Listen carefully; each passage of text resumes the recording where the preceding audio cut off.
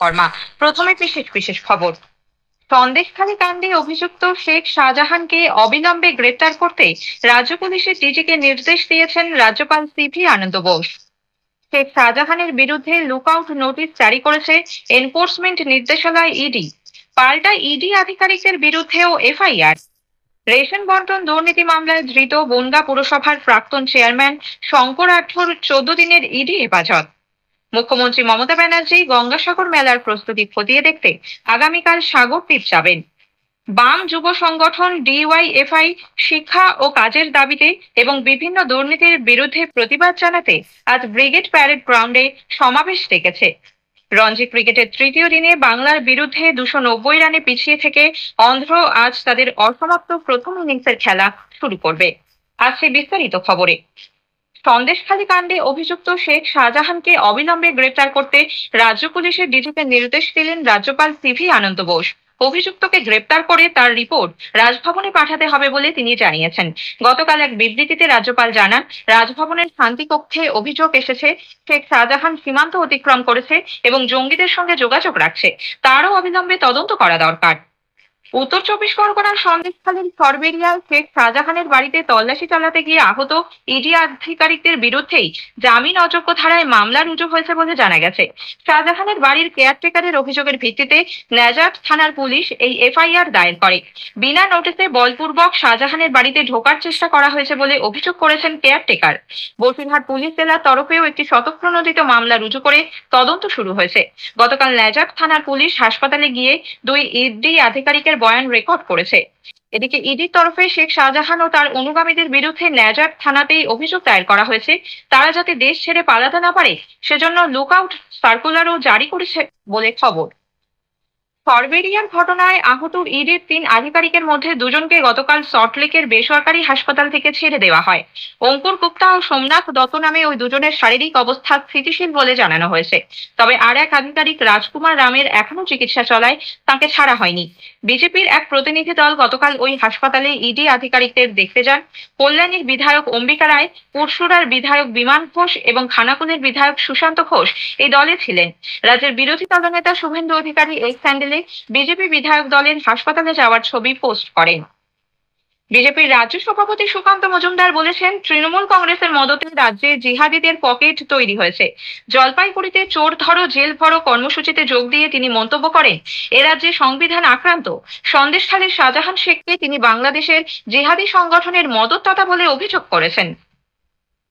খবর আছে যে শাহজাহান শেখ বাংলাদেশে পালানোর চেষ্টা করেছিল, বর্ডার থেকে ফিরে এসে। বাঘ তো পালায় না, বাঘ তো সামনে থেকে লড়াই। এই বাঘ মনে হচ্ছে ওই ছারপোকা, ইউজি বাঘ যেন পালিয়ে বেড়াচ্ছে। তো এই ছারপোকাদের বেশি দিন জীবন থাকবে না, এদের আজ না হয় কাল ধরা পড়তেই হবে। এবং তারপরে যেভাবে জনগণ সময়ে যখন আসবে এদের রাজনৈতিকভাবে পিষে মারবে। এবং 26-এ ওই বাড়িতে বুলডোজার। উত্তর দিনাজপুরের রায়গঞ্জে এক সাংবাদিক সম্মেলনে বিজেপি সাংসদ দেবশ্রী চৌধুরী বলেন, রাজ্যের শাসক দল বিচ্ছিন্নতাবাদে মদত দিচ্ছে। রাজ্যের শাসক দলের মদতে পশ্চিমবঙ্গকে পশ্চিম বাংলাদেশ করার চক্রান্ত চলছে বলে তাঁর অভিযোগ। প্রদেশ কংগ্রেস সভাপতি সাংসদ অধীর রঞ্জন চৌধুরী বলেছেন, এনফোর্সমেন্ট নির্দেশালয় ইডির ওপর হামলা প্রমাণ করে রাজ্যে ধারাবাহিক আইন শৃঙ্খলার অবনতি ঘটে চলেছে। তিনি বলেন, এই রাজ্যে কেউ নিরাপদ নয়। তদন্তকারী সংস্থার ওপরে হামলা নজিরবিহীন বলে উল্লেখ করেন অধীর। ঘটনায় শাসক দলের মদত ও পুলিশি নিষ্ক্রিয়তার কথা উল্লেখ করে মুখ্যমন্ত্রীর নীরবতা নিয়ে প্রশ্ন তুলেছেন তিনি।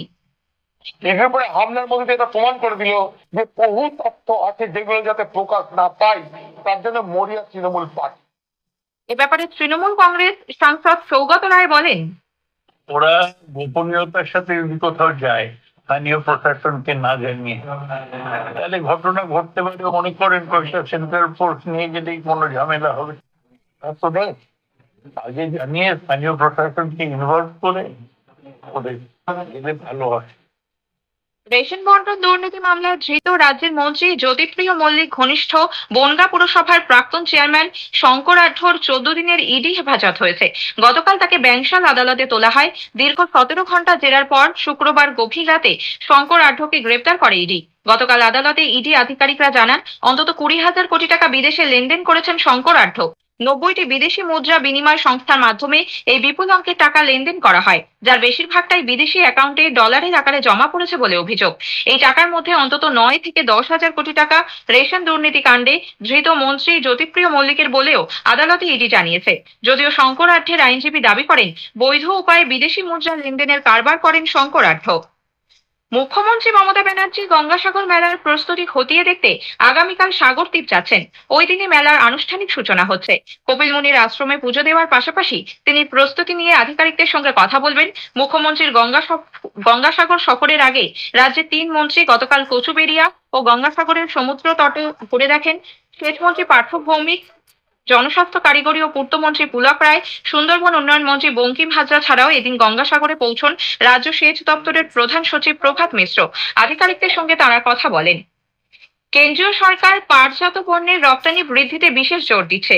কলকাতার উপকণ্ঠে নিউ টাউনে গতকাল জাতীয় পাট পর্ষদ ও ভারতীয় পাট নিগমের নতুন পাটসন ভবনের উদ্বোধন করে কেন্দ্রীয় বস্ত্রমন্ত্রী পীযূষ গোয়েল জানিয়েছেন, 2016-17 অর্থবর্ষে পাটের রপ্তানির পরিমাণ ছিল 590 কোটি। বর্তমানে তা বেড়ে 1500 কোটিতে পৌঁছেছে।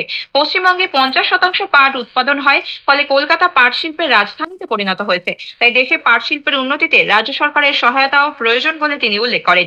এরপর বাইপাসে একটি বেসরকারি হোটেলে পাট শিল্পে যুক্তদের সঙ্গে বৈঠক করেন তিনি। সন্ধ্যায় ভারতীয় ভাষা ভবন সভাঘরে একটি বই প্রকাশ অনুষ্ঠানে যোগ দেন। উপস্থিত ছিলেন রাজ্যপাল সিভি আনন্দ বোস, ত্রিপুরা, মেঘালয় ও অরুণাচল প্রদেশের প্রাক্তন রাজ্যপাল তথাগত রায় প্রমুখ। স্থানীয় সংবাদ শুনছেন আকাশবাণী কলকাতা কেন্দ্র থেকে।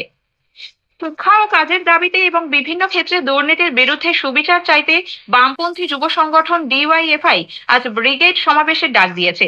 সভার প্রস্তুতি পর্বে গত 3রা নভেম্বর থেকে 22শে ডিসেম্বর রাজ্য জুড়ে ইনসাফ যাত্রা করে তারা। আজকের সমাবেশে সিপিআইএম এর রাজ্য সম্পাদক মোহাম্মদ সেলিম, দলের কেন্দ্রীয় কমিটির সদস্য ও ডিওয়াইএফআই এর প্রাক্তন রাজ্য সম্পাদক আভাস রায়চৌধুরী, ডিওয়াইএফআই এর রাজ্য সম্পাদক মীনাক্ষী মুখার্জি, সর্বভারতীয় সাধারণ সম্পাদক হিমগ্ন রাজ ভট্টাচার্য, সর্বভারতীয় সভাপতি এ রহিম, এসএফআই এর রাজ্য সম্পাদক সৃজন ভট্টাচার্য উপস্থিত থাকবেন। সকালে ব্রিগেডের উদ্দেশ্যে কলকাতার খিদিরপুর মাজার, হাজরা মোড়, Subodh Mallick Square, Central metro station, Park Circus, Sealdah Howrah station থেকে মিছিল শুরু হবে। এদিকে ব্রিগেড সমাবেশের আগে গতরাতে ডিওয়াইএফআই এর প্রতিষ্ঠাতা সম্পাদক ও রাজ্যের প্রাক্তন মুখ্যমন্ত্রী বুদ্ধদেব ভট্টাচার্যের সঙ্গে দেখা করতে তাঁর বাসভবনে যান বাম যুব নেতৃত্ব। পূর্ব রেলের শিয়ালদা ডিভিশনের নৈহাটি স্টেশনের ট্র্যাক রক্ষণাবেক্ষণের কাজের জন্য আজ নৈহাটি ব্যান্ডেল শাখায় 3 জোড়া এবং শিয়ালদা কৃষ্ণনগর, শিয়ালদা শান্তিপুর ও শিয়ালদা রানাঘাট শাখায় 1 জোড়া করে ট্রেন বাতিল থাকবে। এছাড়া up Sealdah Malda town Gour express ও শিয়ালদা বালুরঘাট এক্সপ্রেস নৈহাটির পরিবর্তে ডানকুনি হয়ে যাবে এবং ডানকুনি স্টেশনে থামবে। ডাউন লাইনেও Jogbani Kolkata, Gorakhpur Kolkata, Malda town Sealdah, Jaynagar Kolkata Gangasagar, new Alipurduar Sealdah Teesta Torsa express সহ কয়েকটি দূরপাল্লার ট্রেনের যাত্রাপথ পরিবর্তিত হবে। হাওড়া ডিভিশনেও ট্রাফিক ও পাওয়ার ব্লকের কারণে বেশ কয়েকটি লোকাল ট্রেন বাতিল থাকবে। করোনা নিয়ে আতঙ্কিত হবার মতো কোনো পরিস্থিতি তৈরি হয়নি বলে পুর ও নগর উন্নয়ন মন্ত্রী তথা কলকাতা পুরসভার মেয়র ফিরহাদ হাকিম জানিয়েছেন। পুরভবনে গতকাল কোভিড পরিস্থিতি নিয়ে সাংবাদিকদের প্রশ্নের জবাবে ফিরহাদ হাকিম বলেন, বয়স্ক ও অসুস্থদের ক্ষেত্রে কোভিড অবশ্যই চিন্তার বিষয় হতে পারে, তবে সবাই প্রতিষেধক নিয়েছেন, তাই ভয় পাওয়ার কোনো কারণ নেই।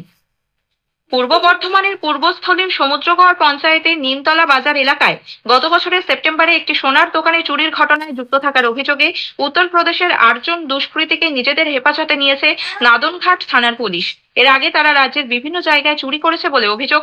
আগেই উত্তর 24 পরগনার রামডাঙ্গা ও কল্যাণী থানার পুলিশ তাদের গ্রেপ্তার করে।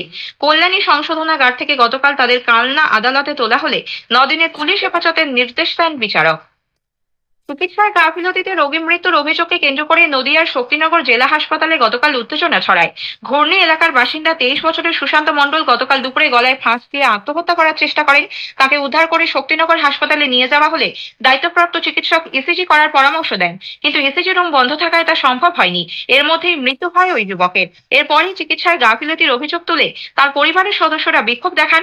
হাসপাতাল কর্তৃপক্ষ অবশ্য জানিয়েছে অনেক আগেই ওই ব্যক্তির মৃত্যু হয়েছিল। বিশাখাপত্তনমের রঞ্জি ট্রফি ক্রিকেটে বাংলার বিরুদ্ধে ম্যাচের তৃতীয় দিনে আজ অন্ধ্রপ্রদেশ 3 উইকেটে 119 রান হাতে নিয়ে তাদের অসমাপ্ত প্রথম ইনিংস শুরু করবে। গতকাল বাংলার প্রথম ইনিংস 409 রানে শেষ হয়। তৃতীয় দিনের খেলা শুরুর আগে পর্যন্ত বাংলা 290 রানে এগিয়ে রয়েছে। অন্ধ্র প্রথম ইনিংসে ব্যাট করতে নেমে গতকাল দিনের শেষে 3 উইকেটে 119 রান করেছিল। প্রশান্ত কুমার 41, চেঙ্গালপেট জ্ঞানেশ্বর 33, শৌক রশিদ 32 রান করেন। স্থানীয় সংবাদ শেষ।